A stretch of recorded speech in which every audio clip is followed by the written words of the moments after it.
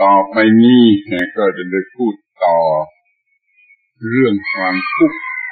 ที่ยังไม่จบ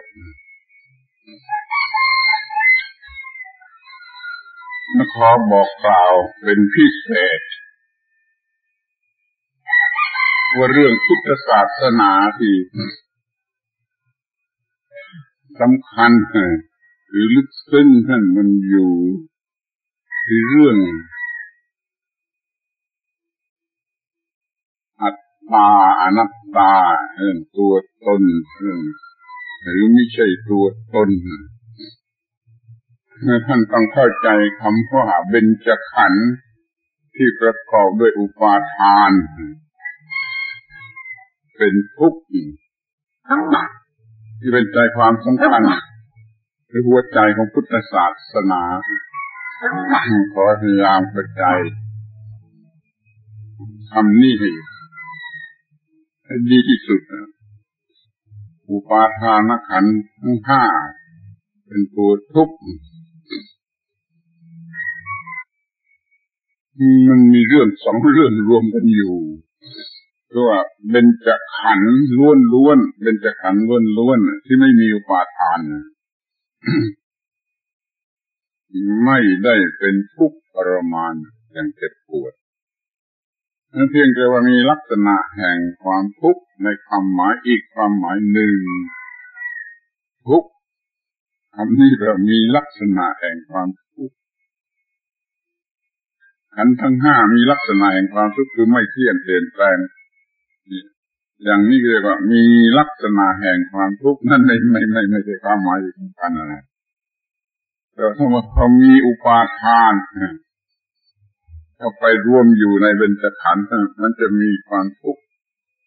ที่ทำความเจ็บปวดให้แก่เจ้าของแก่ผู้ที่เข้าไปมีอุปาทานคนที่เข้าไปมีอุปาทานจะได้รับความทุกข์ในความหมายที่ว่าทนทรมานtormenting จะมีขึ้นมา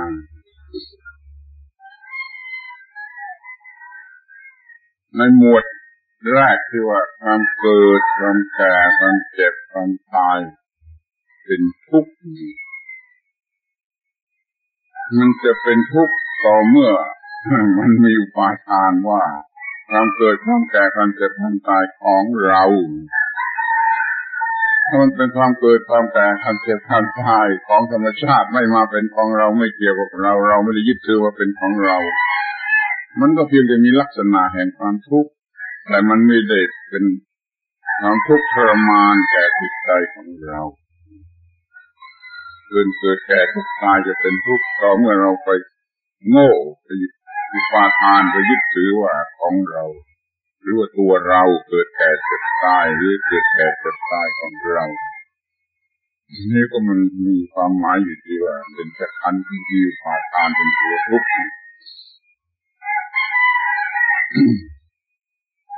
ความทุกข์ที่เป็นกิริยาอาการโสกะปริเทวะทุกขะโทมนัสอุปาญาตอาการเหล่านี้ถ้ามันเป็นอาการหรือเป็นเพียงความรู้สึกของระบบประสาทของจิตตามธรรมชาติ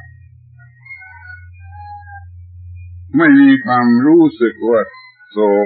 สกะเทวะทุกขะของเรานี่หรือว่าไม่ได้เราเป็นตัวโสกะเทวะทุกขะนี่มันก็เหมือนกันน่ะมันก็ไม่ได้เป็นความทุกข์ในความหมายนี้เป็นความทุกข์ในความหมายเรามีลักษณะแห่งความทุกข์แต่ไม่เจ็บปวดอะไรให้แก่เราโสกะเทวะทุกขะโทมนัสอุปาญาตเป็นความทุกข์ขึ้นมาก็ต่อเมื่อมีอุปาทานว่าเราเป็นผู้ทำอย่างนั้นหรือสิ่งนั้นมันเคยเกิดแก่เรามันเป็นทุกข์เพราะมีเราเข้าไปร่วมอยู่ด้วยนี่อุปาทานเป็นเหตุให้เป็นทุกข์ให้เป็นทุกข์มีความรู้สึก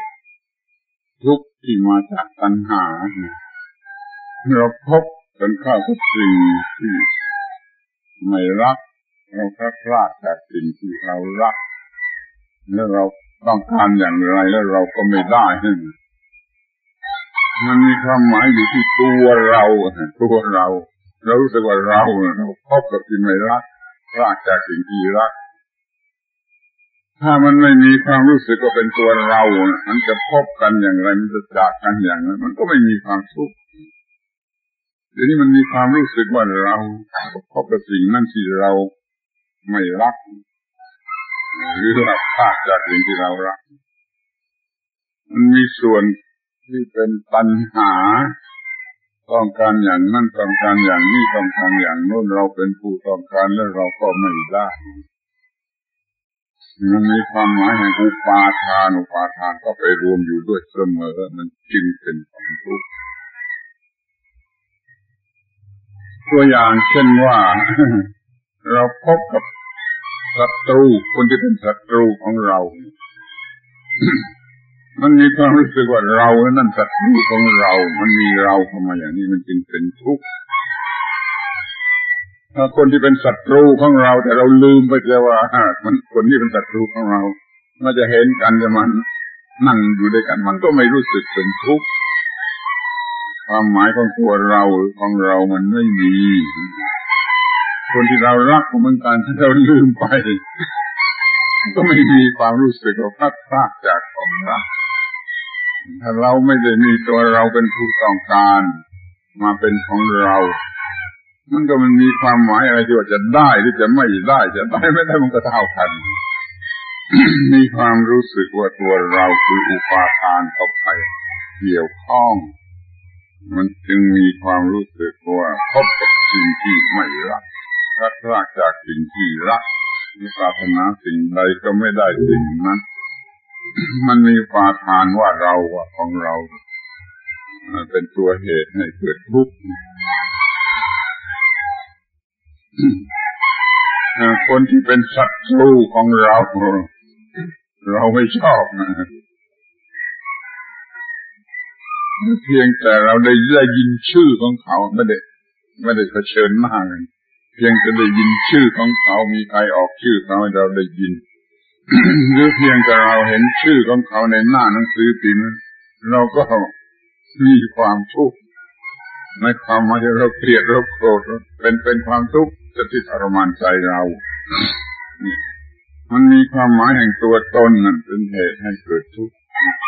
ไม่ใช่ว่าตัวแท้ๆมันจะเป็นทุกข์ตัวแท้ๆมีเพียงลักษณะแห่งความทุกข์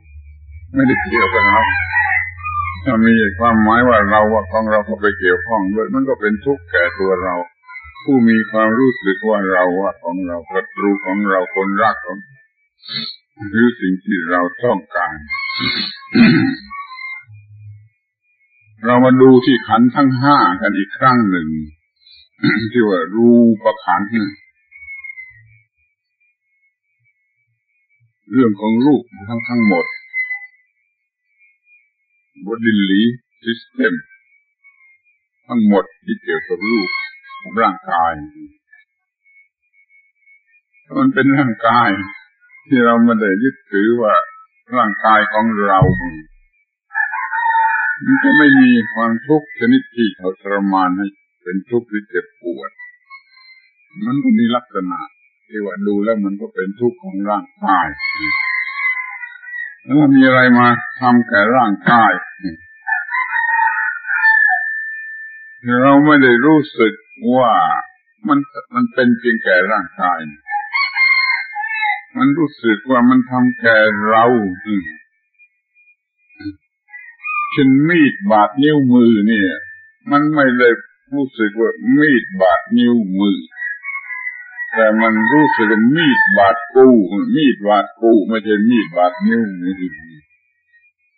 ที่เป็นรูปมันก็มาเป็นรูปของเราร่างกายของเรามันจึงเป็นทุกข์เมื่อเรายึดถือว่ารูปของเราในร่างกายนี่มันมี nervous system ที่จะรู้สึกอะไรได้โดยระบบประสาทระบบประสาทก็ได้รู้สึกได้ทำความรู้สึกแต่เราไม่เคยถือหรือเคยคิดเคยรู้สึกว่า ระบบประสาทรู้สึกเนี่ยไม่เคยคิดอย่างนี้กูรู้สึกเสมอเรื่องที่มันเกิดกับระบบประสาทมันก็มาเกิดแต่ตัวกูอุปาทานว่าตัวกูมันก็กลายเป็นเรื่องของตัวกูแล้วมันก็เป็นทุกข์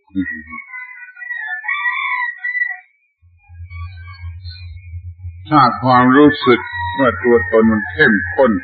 นนี่มันรู้สึกเกินธรรมชาติเป็นความรู้สึกที่เกินธรรมชาติมากที่จะเรียกว่าอะไรก็ไม่ทราบเนี่ยฮิสทีเรียเรื่องนั้นก็ไม่ใช่คล้ายๆนั่นเด็กคนหนึ่งน้ำเกี่ยวไม่ได้เลือดก็ไม่ได้ออกเพียงแต่น้ำเกี่ยวเนี่ยมันเป็นลมแล้วเมื่อเด็กคนหนึ่งไม่รู้สึกว่า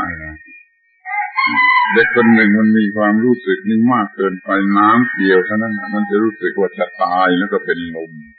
นี่เป็นเรื่องจริงที่เห็นมาด้วยตนเอง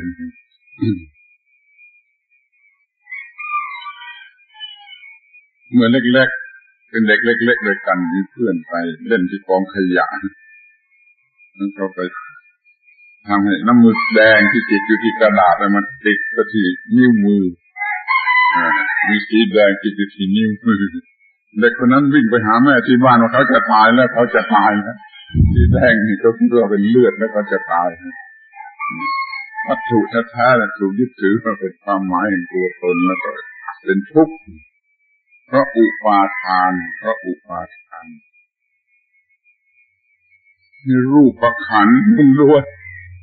ไม่เที่ยงมันเปลี่ยนแปลงไปมันก็เป็นเรื่องของรูปขันธ์จะพอรูปขันธ์ว่าเป็นตัวกูเป็นรูปขันธ์ร่างกายนี่เป็นตัวกูทำอะไรได้มันก็มีความหมายลึกขึ้นไปถึงอุปาทานมันก็จะต้องมีความทุกข์ก็ถือเอารูปขันธ์เป็นตัวเราหรือว่าเป็นของเราก็ตามเลยตัวเราก็ได้ของเราก็ได้เป็นอุปาทานเงินพอๆกันแล้วมันก็เป็นทุกข์เพราะอุปาทานนั่นทีนี้ก็ดูที่เวทนาที่รู้สึกเป็นสุขเป็นพอใจไม่พอใจมันเวทนา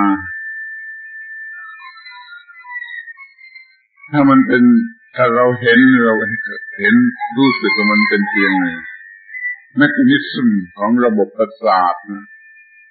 มันไม่ทำอะไรมันไม่มีปัญหาอะไรมันก็เป็นผลแก่ระบบประสาทแต่เดี๋ยวนี้มันไม่คิดอย่างนั้นมันเป็นตัวกูผู้รู้สึกมันรู้สึกแก่กูไอ้เวทนาขันธ์ก็ถูกอุปาทานยึดมั่นถือมั่นเป็นเวทนาขันธ์เป็นเวทนาของกูมันก็เลยมีปัญหามี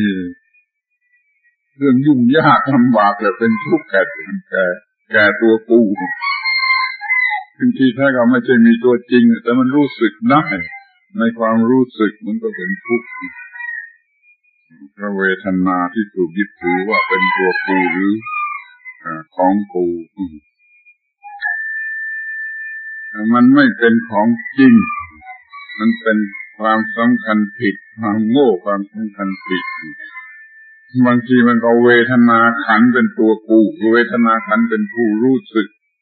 เวทนาขันธ์เป็นตัวกูแต่บางทีมันโง่ไปว่าเวทนานั่นเป็นเวทนาของกูหรือเวทนาขันธ์เป็นของกูความรู้สึกว่าตัวกูก็เป็นอุปาทานความรู้สึกว่าของกูก็เป็นอุปาทานแล้วเมื่อในอุปาทานก็มาเกี่ยวข้องก็มีปัญหามีความยุ่งยากมีความทุกข์มีขันธ์ต่อไปสัญญาขันธ์กับสังขารขันธ์มันมีความรู้สึกเป็นตัวตนหรือเป็นของตนทำนองเดียวกันperception หรือสัญญาขันธ์มันเล็กกาดนั่นนี่เป็นอย่างนั้นเป็นอย่างนี้เล็กกาดมันคิดว่าไอ้ตัวผู้เล็กกาดคือเราหรือว่าผลของการเล็กกาดนั่นมันเป็นของเรา สังขารขันธ์คอนซีฟมันตัวกูคอนซีฟหรือผลแห่งคอนซีฟเป็นของกูมันก็เป็นทุกข์เพราะเมื่อมีตัวกูเข้าไปเพอร์ซีฟหรือคอนซีฟแล้วมันไม่เป็นไปตามที่ต้องการเมื่อมันมีผลออกมาเป็นความหลอกลวงไม่จริงความทุกข์ก็เกิดขึ้นโดยการกระทำที่เป็นเพอร์ซีฟหรือเป็นคอนซีฟทีนี้ก็มาถึงขั้นสุดท้ายคือวิญญาณ ถ้ามันมีความรู้สึกเป็นวิญญาณเป็นเซลล์เป็นโซลเป็นสปิริตเป็นตัวตนตามแบบฮินดูแล้วก็มันจะมีปัญหาขึ้นมาทันทีมีวิญญาณที่เป็นตัวตนแต่ถ้ามันเป็นวิญญาณที่รู้สึกทางตาทางหูทางจมูกเป็นมรรคนิสัยตามธรรมชาติของอวัยวะเหล่านี้แล้วมันก็จะไม่เป็นทุกข์แต่ถ้ามันเป็นตัวกูเป็นความรู้แจ้งของกูมันก็จะต้องเข้ามาสู่อุปาทานขันธ์แล้วก็จะต้องเป็นทุกข์มีปัญหาสารพัดอย่างที่ได้บอกท่านทั้งหลายแล้วว่าลัทธิฮินดูอิซึมของพราหมณ์มาถึงดินแดนประเทศไทยนี่ก่อนพุทธศาสนาจะมาถึง มันมีการติดต่อกับอินเดียตั้งแต่ก่อนพุทธกาลหรือว่าก่อนที่พุทธศาสนาจะมาถึงก็ตามเมื่อไรก็สุดแท้แล้วมันมาก่อนก็มาสอนเรื่องวิญญาณตัวตนนี่ให้แก่ประชาชนฝังแน่นอยู่แล้วพุทธศาสนามาทีหลังสอนคำว่าวิญญาณนี่อีกความหมายหนึ่งฮินดูซึ่งเขาก็มีอัตตาหรืออาตมันที่เรียกว่าวิญญาณในที่นี้ว่ามันมีอยู่ในคนเรามันมีศูนย์กลางอยู่ที่แห่งใดแห่งหนึ่งอยู่ที่จิตใจก็ตามพอมีเรื่องทางตาวิญญาณก็วิ่งมาทางตารู้อารมณ์ทางตามีเรื่องทางหูวิญญาณก็วิ่งมาทางหูมีเรื่องทางจมูกวิญญาณก็มาทำหน้าที่วิ่งมาหน้าที่ทางจมูกทางลิ้นทางกายนี่วิญญาณที่มีเป็นตัวตนอย่างนี้เวลาเรานอนหลับมันออกไปเที่ยวถ้าเราตื่นก็คือวิญญาณมันกลับเข้ามาถ้าวิญญาณไม่มาเราก็ตื่นไม่ได้หรือเวลาเราสลบไปวิญญาณก็ไปไหนก็ไม่รู้นี่เป็นตัวตนมากๆอย่างนี้ได้รับคำสั่งสอนเป็นพื้นฐานอย่างนี้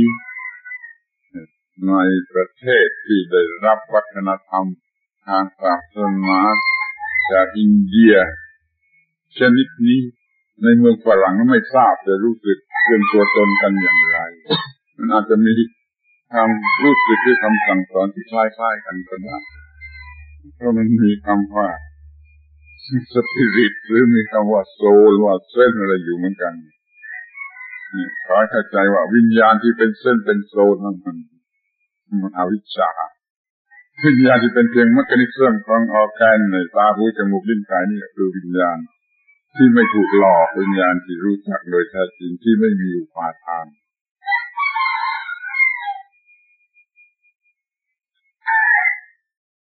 ถ้าคำว่าวิญญาณ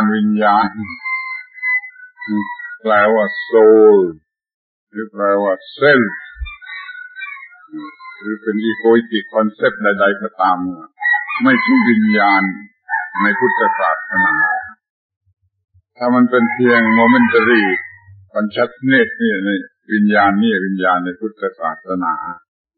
ที่อธิบายอย่างถูกต้องพุทธศาสนาจึงมีหลัก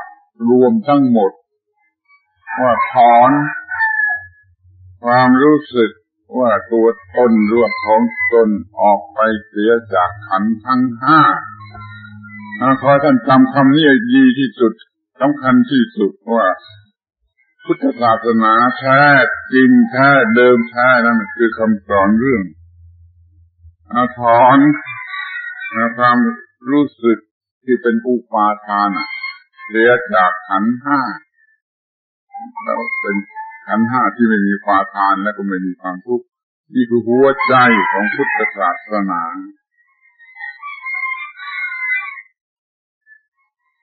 ขอถือโอกาส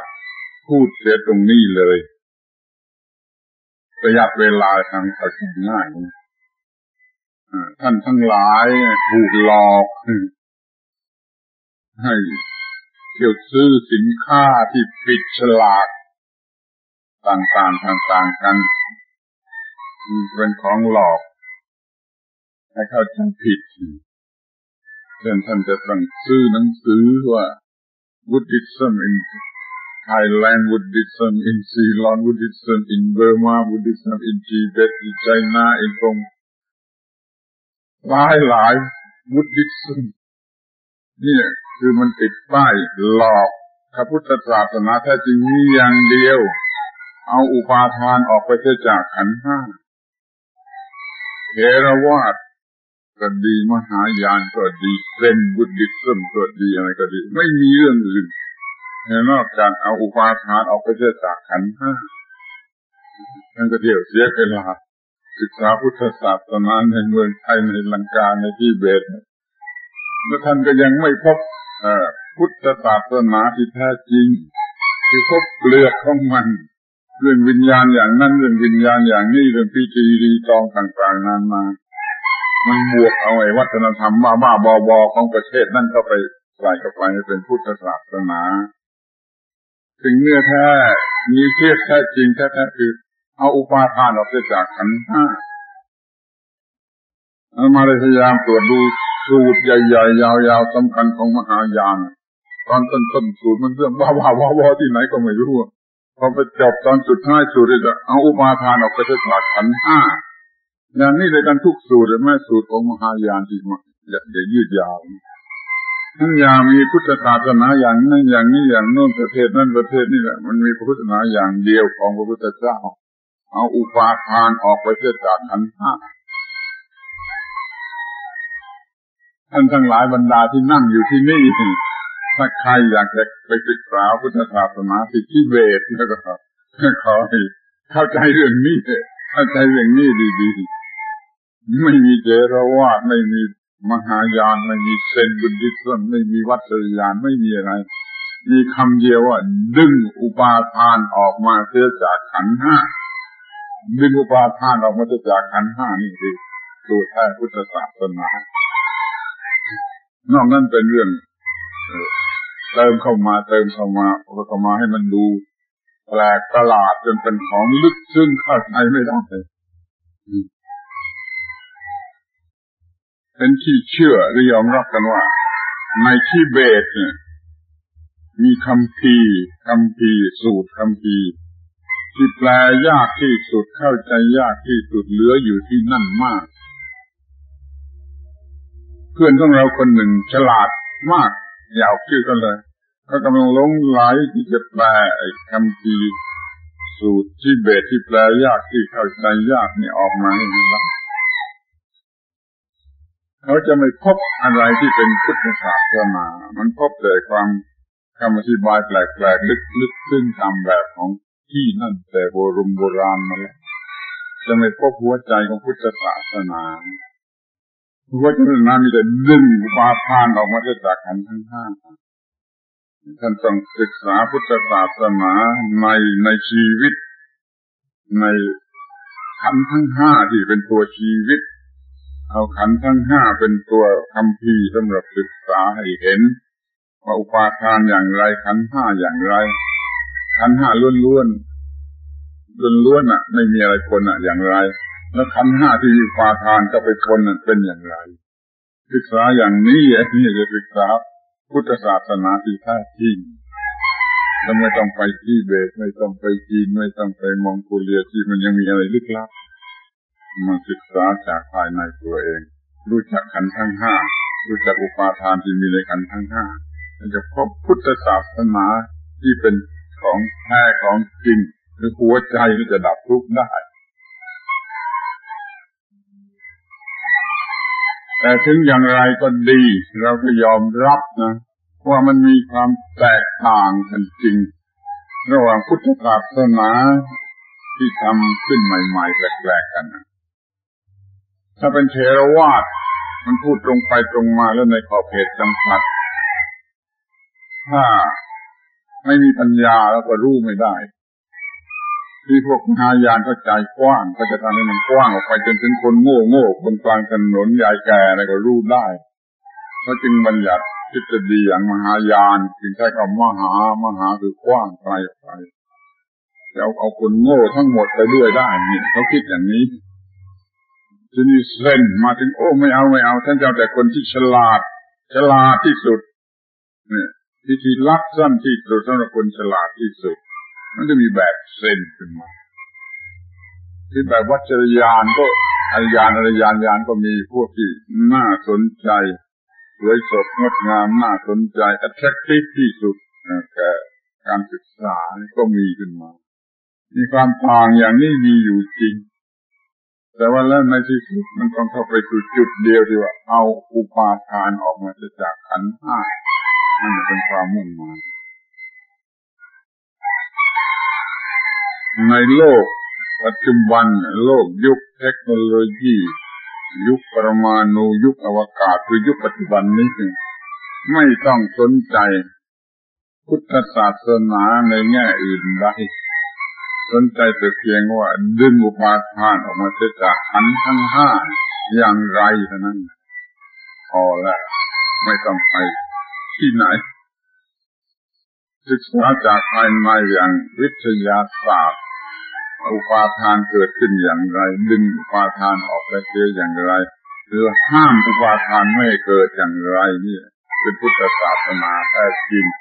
และเป็นในลักษณะของวิทยาศาสตร์ไม่ใช่ฟิโลโซฟีไม่ใช่ลอจิกไม่ใช่อะไรทำนองนั้นวิทยาศาสตร์ทางจิตใจโดยเฉพาะดึงอุปาทานออกมาได้จากขันธ์ทั้งห้านี่คือพุทธศาสนา เราเสียเวลาพูดเรื่องข้างเคียงหรือแบ็คกราวด์มากไปแล้วแต่ว่าไม่เป็นไรมัน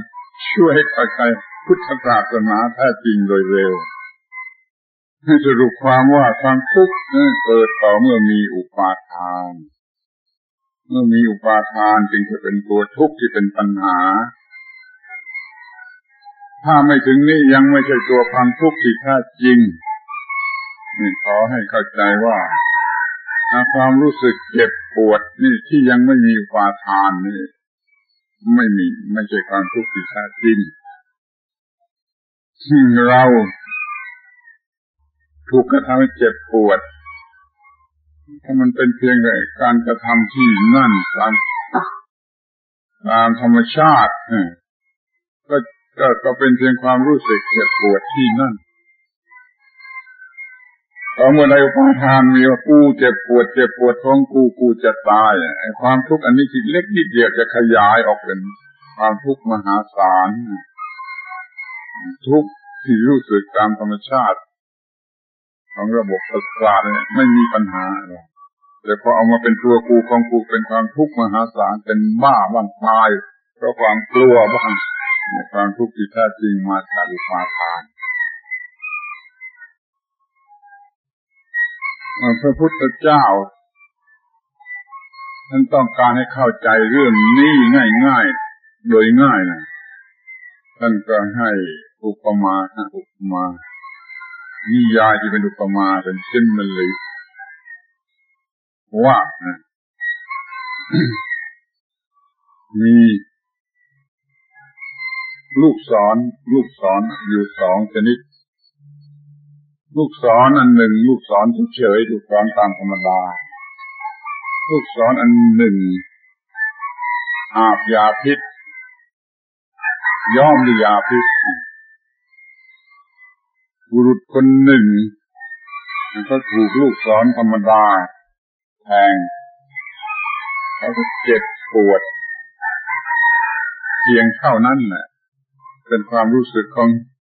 nervous system เท่านั้นแหละแต่เดี๋ยวมาต่อมาประเดี๋ยวหนึ่งลูกศรอีกดอกหนึ่งที่มียาพิษด้วยมาแทงเข้าอีกดอกหนึ่งเป็นดอกที่สองนี่เขาจะเจ็บปวดกี่มากน้อยท่านคิดดูเอาเองลูกศรดอกที่สองอาบยาพิษเขาก็เจ็บปวดมากเหลือประมาณให้สิ่งที่เรียกว่ายาพิษนั่นก็คืออุปาทานว่าตัวเราว่าของเราเนี่ยมันเป็นยาพิษดอกศรลูกที่สองดอกที่สองแทงมันเจ็บปวดอ้างกว่ากันมากมายมหาศาลแล้วเราก็มีปัญหาอย่างนี้อยู่เรื่อยไปลูกศรทางธรรมดาแทงนี่เราก็ไม่สนใจไม่รู้สึกไม่มีปัญหาแต่พอลูกศรที่มีปาทานเข้ามาแทงกับยาพิษแล้วก็เจ็บปวดเลือดมาท่านจงระวังลูกศรดอกที่สองเมื่อมีดบาดนิ้วเราก็ถูกลูกศรดอกแรกลูกศรล้วนๆไม่มีอะไรพอเรามีความรู้สึกว่ามีดบาดกูเนี่ยลูกศรดอกที่สองที่อาบยาพิษด้วยอุปาทานมีความทุกข์อย่างมหาศาลมีดบาดนิ้วไม่มีปัญหาอะไรพอมีดบาดกูแล้วเนี่ยมันลูกศรดอกที่สองที่เคลือบด้วยยาพิษอุปาทานท่านใครๆควรดูให้ดีทุกเรื่องจะเป็นอย่างนี้ถ้าเป็นเพียงเมคานิซึมของธรรมชาติเนี่ยดอกศรไม่มียาพิษเพราะว่ามีตัวกูมีของกูมีเพื่อกูเป็นดอกศรลูกที่สองที่อาบยาพิษเข้าใจเรื่องนี้ดีจะเข้าใจพุทธศาสนาดีเดี๋ยวนี้การศึกษาของเรามันเฟ้อมันไม่ต้องการจะศึกษาตรงลงไปที่ตัวพุทธศาสนามันสร้างปัญหาทำไมอย่างไรเมื่อไรที่ไหนมากเกินไปพระพุทธเจ้าก็เล่าขึ้นมาเลยอีกอันหนึ่งไว้ว่าบุรุษคนหนึ่งเขาถูกลูกศรอาบยาพิษแทงติดอยู่อย่างนี้เพื่อนฝูงญาติมิตรสหายหมอมาจะเอาลูกศรออกรักษาเขาบอกว่าไม่ยังไม่ฉันอยากจะรู้ก่อนว่าใครยิงฉันยิงด้วยลูกศรอะไรลูกศรนั้นเป็นไม้อะไรทำโดยไม้อะไรทำโดยไม้ไผ่หรือไม้อะไรมันจะอาบยาพิษอะไรทำไมมันจึงมายิงฉันทำไมมันจึงต้องทำกับฉันอย่างนี้ต้องบอกให้ฉันรู้ทั้งหมดนี้ก่อนฉันจึงจะให้ถอนลูกศรเขาไม่ยอมให้ถอนลูกศรออกเลยตายให้หายเขาก็ตายเดี๋ยวนี้เรามันต้องการจะรู้มากเกินไปไม่จัดการโดยเร็วกับไอ้ความทุกข์โดยตรงคือดึงอุปาทานมาจากขันธ์ห้าเราไม่ต้องการอย่างนี้เราต้องการรู้อะไรมันมากเกินไปจนไม่ได้มีการดับทุกข์แล้วก็ตายเปล่าตายด้วยความทุกข์นี่ระวังให้ดีการศึกษาพุทธศาสนาที่เฟ้อก็มีเหมือนกันเฟ้ออย่างยิ่งเพราะฉะนั้นท่านต้องระวังให้ดีปัญหาคำถามที่จะมาถามอาจารย์นั่นแหละอย่าให้มันมากอย่าให้มันเฟ้อจะเสียเวลาถามปัญหาเฟ้อมากมายจนต่อไปก็ไม่มีประโยชน์อะไรต้องถามปัญหาแต่เพียงว่าจะดึงอุปาทานออกมาจากขันธ์ทั้งห้าอย่างไรนี่เป็นจุดศูนย์กลางอันนี้อย่าถามปัญหาเฟ้อมากไม่เสียเวลาเปล่าๆเรื่องหัวใจมันอยู่ที่ดึงอุปาทานออกมาจากขันธ์ห้าอย่างไรอย่าตั้งปัญหาเฟ้อก็ไม่มีจุดจบในที่สุดเราจะสรุปความว่า พุทธศาสนานี่ก็มีแต่เรื่องถอนอุปาทานออกมาจากขันธ์ทั้งห้าท่านจึงศึกษาให้รู้เรื่องขันธ์ทั้งห้าอย่างที่เคยขอร้องแล้วว่าจงศึกษาเรื่องขันธ์ห้าให้ดีที่สุดแล้วท่านก็สังเกตศึกษาต่อไปว่าเมื่อไรเรามีเพียงขันธ์ห้าล้วนๆเมียเอาเกี่ยวไปกันชายขันธ์ห้าล้วนๆขันธ์ห้าล้วน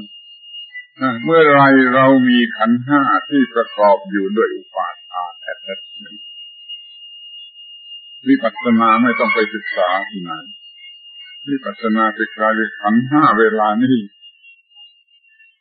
ล้วนๆไม่มีอุปาทานแต่ขันธ์ห้าเวลานี้มีอุปาทาน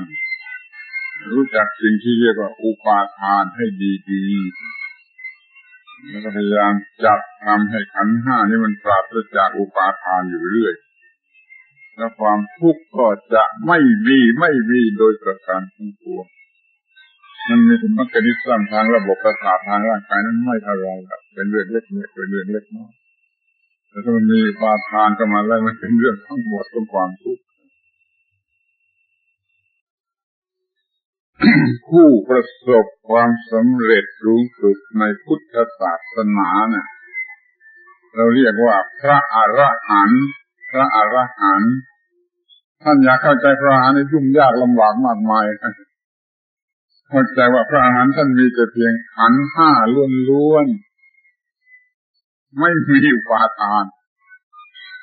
ในระบบรูปในระบบนาม mind body มีแต่ขันธ์ห้าล้วนๆไม่มีอุปาทานส่วนเราบุตุชนทั้งหลายมันมีขันธ์ห้าที่มีอุปาทานมากน้อยบ้างนี่ต่างกันอย่างนี้เอาอุปาทานออกไปหมดสิ้นก็เป็นพระอรหันต์ไม่มีความทุกข์เลยคำแปลของคำว่าอรหันต์เนี่ยแปลยากที่สุดที่เห็นแปลเป็นภาษาฝรั่งต่างๆนั้นมันไม่ตรงกับความหมายแล้วก็ฟุ้งซ่านก็แปลคำว่าอรหันต์ว่ามันมีขันธ์ห้าที่บริสุทธิ์ไม่มีอุปาทานเมื่อนั้นไม่มีความทุกข์หมดความทุกข์อรหันต์แปลว่าสิ้นสุดแห่งความทุกข์นั่นแหละถูกต้องที่สุดเพราะนั้นเราก็จะหมดปัญหาเมื่อมีความเป็นพระอรหันต์คือดึงอุปาทานออกจากขันธ์ห้าหรือจะใช้คำให้ถูกต้องที่สุดป้องกันไม่ให้อุปาทานเกิดขึ้นในขันธ์ห้าแต่คำพูดธรรมดาเรามักจะพูดว่าดับอุปาทานคำนี้ไม่ถูกตามความจริงตามความจริงไม่ให้เกิดอุปาทานให้ขันธ์ห้ายังบริสุทธิ์อยู่ไม่มีอุปาทานนั้น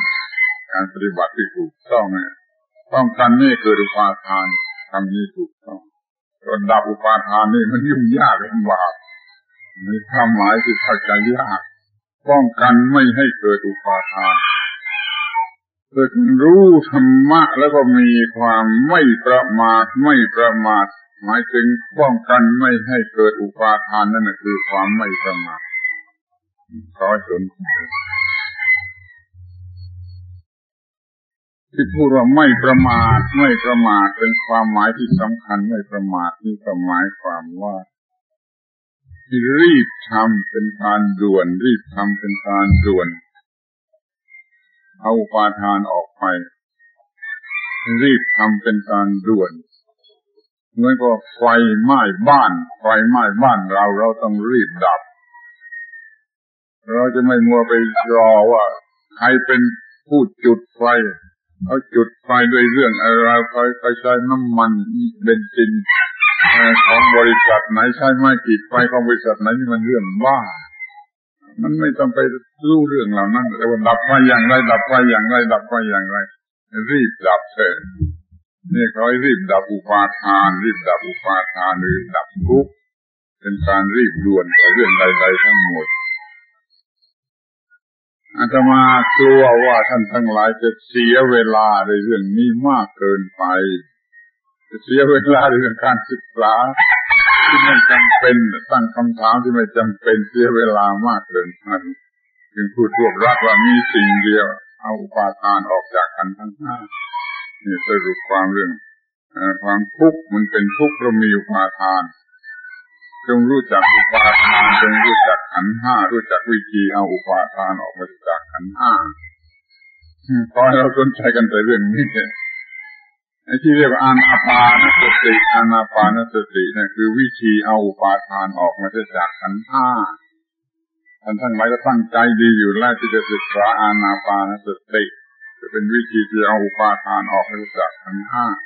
ขอให้พยายามให้ดีที่สุดและโดยเร็วที่สุดเรากำลังพูดกันถึงเรื่องทุกขอริยสัจอริยสัจข้อที่หนึ่งเกี่ยวกับความทุกข์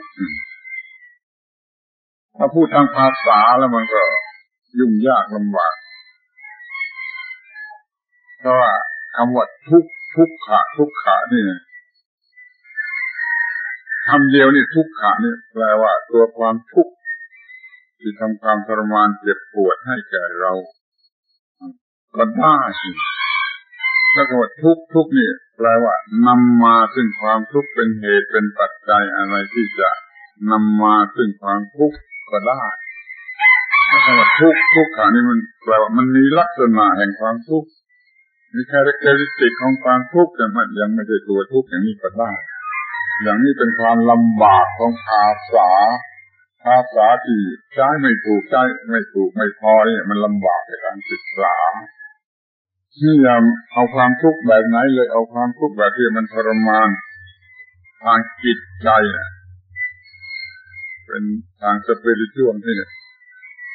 ดับเสียด้วยการถอนเสียซึ่งอุปาทานเอาออกอุปาทานดับทุกข์ที่เป็นความเจ็บปวดเสียด้วยการถอนอุปาทานศึกษาความทุกข์ในแง่ที่ว่ามันมาจากอุปาทานและถอนมันเสียนี่เราก็จะรู้เรื่องอริยสัจในพระพุทธศาสนาข้อที่หนึ่งข้อแรกคือทุกขอริยสัจโดยสมบูรณ์เมื่อท่านเข้าใจหรือรู้จักสิ่งที่เรียกว่าความทุกข์ดีแล้วท่านจะรู้สึกได้ด้วยตนเองว่าความทุกข์นี่เป็นสิ่งที่น่าเกลียดที่สุดน่ากลัวที่สุดน่าเกลียดที่สุดน่ากลัวที่สุดคอยมองเห็นความจริงอันนี้ถ้าท่านยังไม่มองเห็นความจริงอันนี้ท่านจะไปรักความทุกข์เพราะว่าสิ่งที่เรียกว่าอุปาทานอุปาทานนั่นมันมีความน่ารักมี attractiveness มากที่สุดแล้วก็ไปหลงรักอุปาทานหลงรักตัวกูหลงรักของกูท่านจะมีปัญหามากดูที่ท่านต้องลำบากเรื่องการเป็นอยู่เรื่องสวยเรื่องงามเรื่องอะไรต่างๆเหล่านี้มันเป็นเรื่องการถูกหลอกของสิ่งที่เรียกว่าอุปาทานกลายเป็นว่าเรารักความทุกข์รักปัจจัยแห่งความทุกข์นี่ปัญหาที่กำลังมีอยู่เราก็ดับทุกข์ไม่ได้ทำไมเราจะต้องแต่งตัวสวยๆทำไมเราจะต้องประกวดนางงามที่กำลังกึกก้องไปทั่วโลกทำไมเราต้องกินอาหารแพงอย่างไม่มีความหมายถ้าเราเข้าใจผิดเราเอาความทุกข์เป็นสิ่งที่น่าปรารถนาจนโดยไม่รู้สึกตัวสรุปความว่าขอให้เรารู้จักความทุกข์ในสามความหมายที่กล่าวมาแล้วทีแรกมันทำความทรมานเจ็บปวดให้แก่เรามันเป็นสิ่งที่น่าเกลียดที่สุดแล้วมันก็เป็นสิ่งที่ร้ายสาระอย่าเอากับมันเลยรู้จักความทุกข์ในลักษณะอย่างนี้แล้วก็เรียกว่ารู้ทุกขอริยสัจพอสมควรนะเราจะพูดเรื่องความทุกข์ให้มากกว่านี้อีกก็ได้มากมายไม่จำเป็นเท่านี้พอแล้วเท่านี้พอแค่นั้นทุกข์เพราะมีอุปาทานดึงอุปาทานมาจากขันธ์ห้าก็ไม่มีความทุกข์ในขอยุติบรรยายเรื่องทุกขอริยสัจไว้เท่านี้พอแล้วขอยุติการบรรยายวันนี้